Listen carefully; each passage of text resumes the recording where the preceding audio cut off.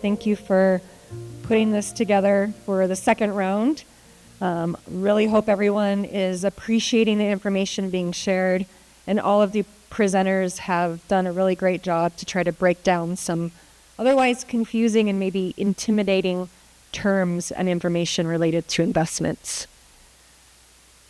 I love to poll the audience. How many of you have ever heard of a 529 plan? Would you raise your hand? Hey, that's great. That's more than the national average. I'm really happy to see that. So hopefully you'll learn something new if you've already heard about it, if not a lot more as well. So I really like to start with the history of 529 plans, especially for those that have never heard about them.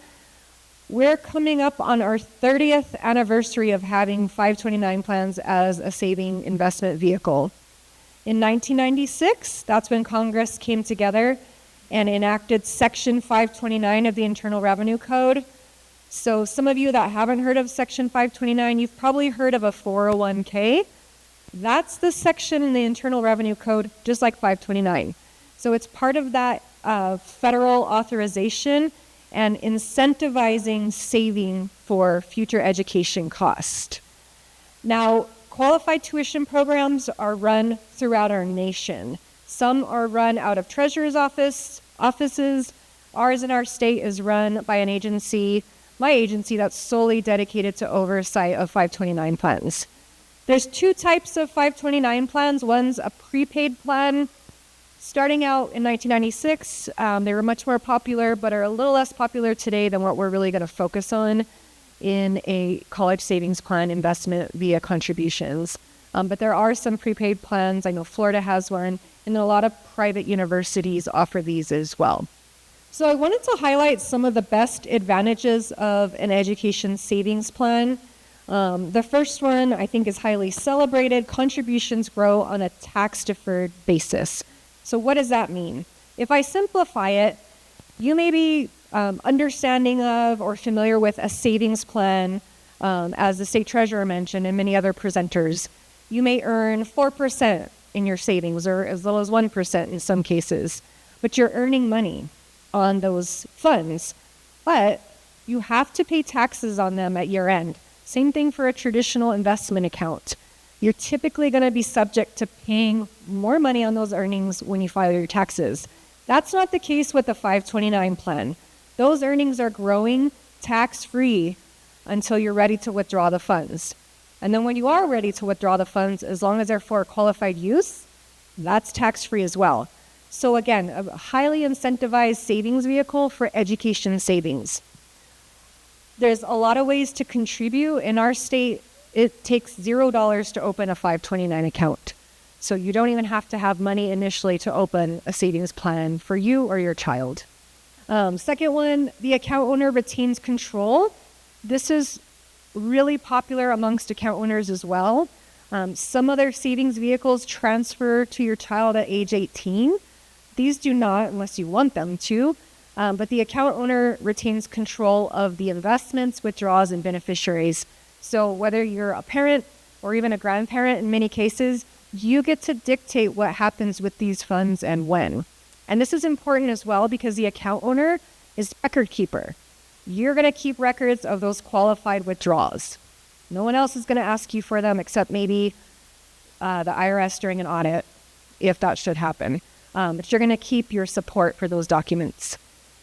And then 529 assets, though they were created 30 years ago, savings plans, it's evolved, and it's really come in line with some of the more popular paths after high school, like apprenticeship and trade school. So it can be used for that as well, and I have a slide to talk specifically to that.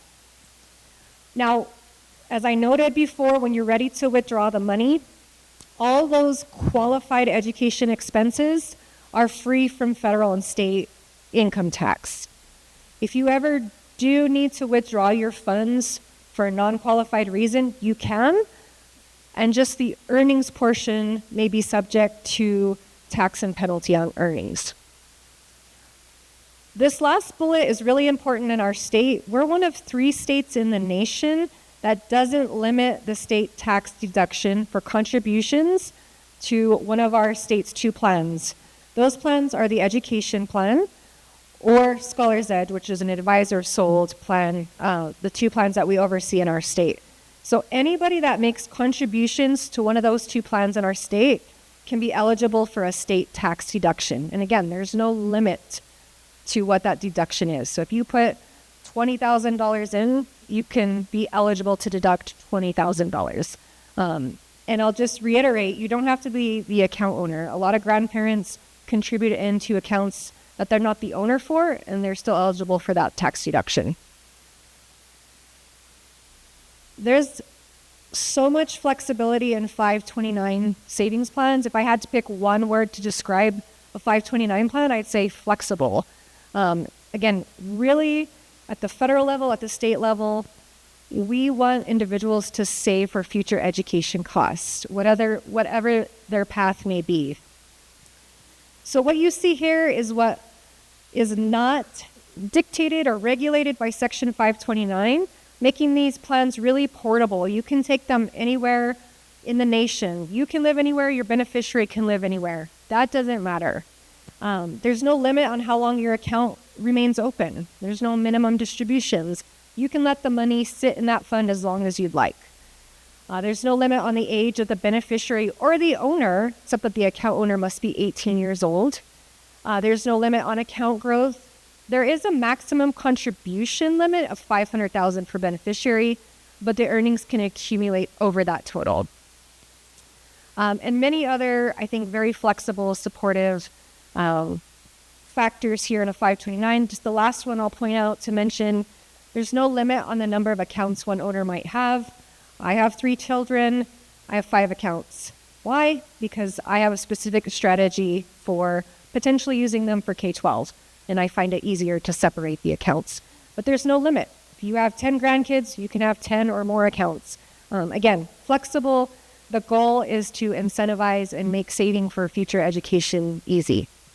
Now we'll talk about those qualified uses and what these funds can be used for that will retain that tax-free treatment.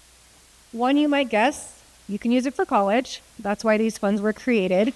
So post-secondary education, tuition and fees. Now, what I like to point out here is our state offers a number of scholarship opportunities. These are fantastic. They typically cover tuition and fees. But there are still other costs associated with a college experience that can really add up. Room and board, I believe, is nearly 1/3 of the total cost annually. You can use a 529 plan for that. So think of strategy. You want your kid to stay in New Mexico and utilize those scholarships. If you save in a 529, you might be able to pay for a lot of their other expenses associated with that experience. And you can read the list there as well. You can repay student loans with 529 funds. You can pay for apprenticeship costs. This was a recent expansion into 529 plans for use about 9 years ago, recognizing not everybody goes to college, not everybody should go to college. So you can use it for apprenticeship program cost. You can use it for K-12 now expenses, not just tuition, but K-12 expenses. And there is a long list on our website if you're interested in learning more. And in the back, I failed to introduce my colleague, Jeff Turcott. He's in the back as well for any questions, as the state treasurer mentioned. We have more material as well. But we can really get into the depth of what K-12 expenses means, tutoring, tuition, and so much more.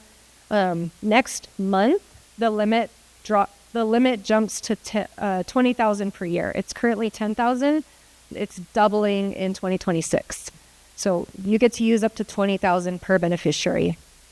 It's also been expanded just recently in July. At the same time, K-12 expenses were added. It's been added to be used for credentialing and licensing. So we're really talking as early as kindergarten throughout your entire professional career and beyond into possible rolling your funds into a Roth IRA, that these 529 funds can be used for in a qualified way. And at the bottom, as I mentioned, often parents or grandparents will wonder, well, I have to use it for a qualified use. What if my child doesn't go to college or my grandchild? What do I do with the funds then? So in 2024, another expansion, a qualified rollover was added. Okay, you don't use your funds you can roll it into a Roth IRA for your beneficiary, and you can kickstart their retirement when they're pretty young. So that's another fantastic addition. Some things that aren't included, and I say yet, because I believe at the federal level, there is a bill that's been introduced to add transportation costs to a qualified use for 529 funds. I think that would be so fantastic, especially in our state. So we hope that gets some traction and sticks like the other expansions did. And then just pointing out, there's certain credits where if David's still around, he loves taxes, right? There's certain tax credits you can take. So you can double up, right? If you're paying for college through a 529, you probably aren't going to be eligible for some of those associated tax credits. So to be careful with what you're using the funds for, and when you're filing taxes on any deductions at the federal level you might be looking at. This chart is intended to show, again, just how versatile 529 plans are.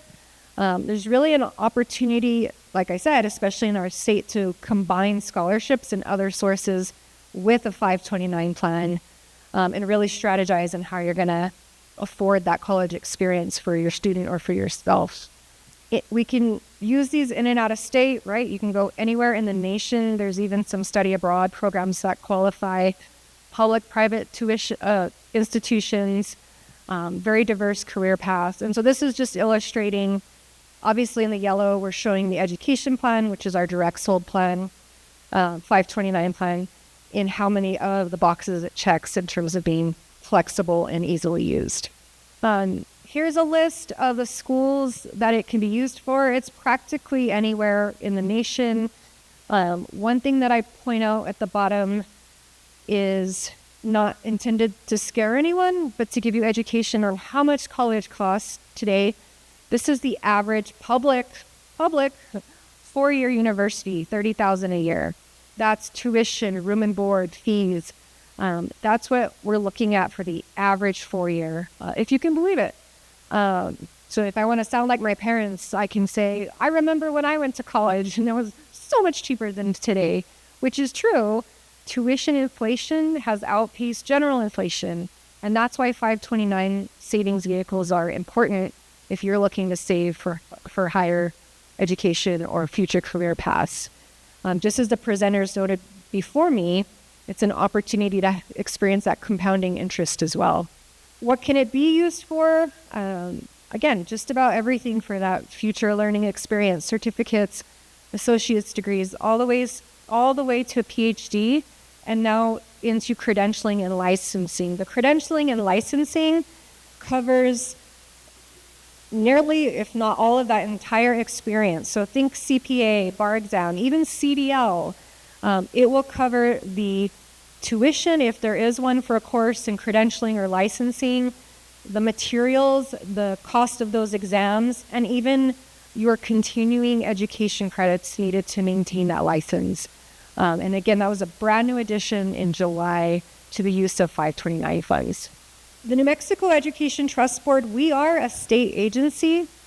We're a very small state agency, but all we do is focus on the oversight of our 2 plans. So, as I mentioned previously, the education plan is our direct sold plan, meaning you can go online. It may even be easier than a bank account to set up. You go online, you have a little bit of information you need to set up an account, and it really can be done in about 15 minutes.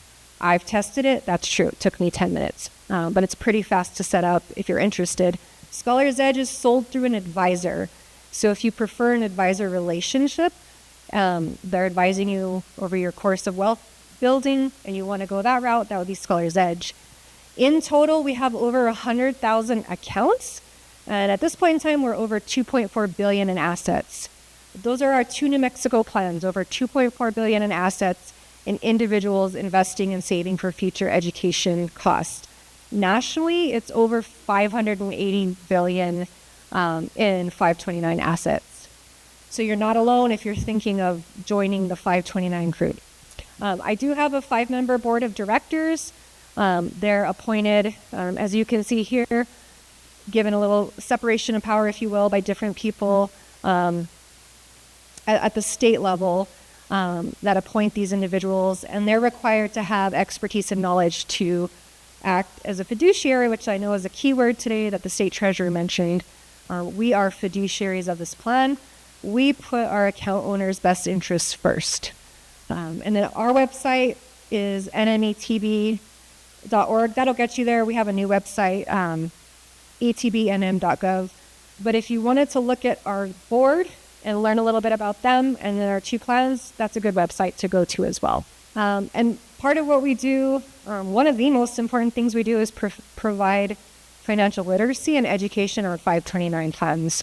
We present to just about any audience that will listen. My 12-year-old's here today. She's probably the harshest critic I have. I told her she had to pay attention to this one, but we'll present to anyone. We're happy to do that because we want to provide awareness and education on these type of savings plans. And then just quickly touching on investments. I know I'm running out of time. State Treasurer called out, just in the last presentation, asked a question about allocation and why that's important. We have that in our portfolios as well. We're diversifying investments really for individuals in target date or age-based. We call them year of enrollment portfolios. Those are very popular in the 529 space. I'd say about 80 to 90% of account owners choose these type of investments for their 529. So that will align with your child's age and whenever you think you're going to be using the money. Maybe that's K-12, maybe that's college, and that will kind of do the investing for you and have a more aggressive approach and try to get your earnings a bit higher in the earlier stages. And if you are subject to risk and decline in market, making up that time before you're ready to use that money. I also have an 18-year-old who's going to college next year. So that's in a much more conservative portfolio so that we can have what we need to pay for that expensive experience.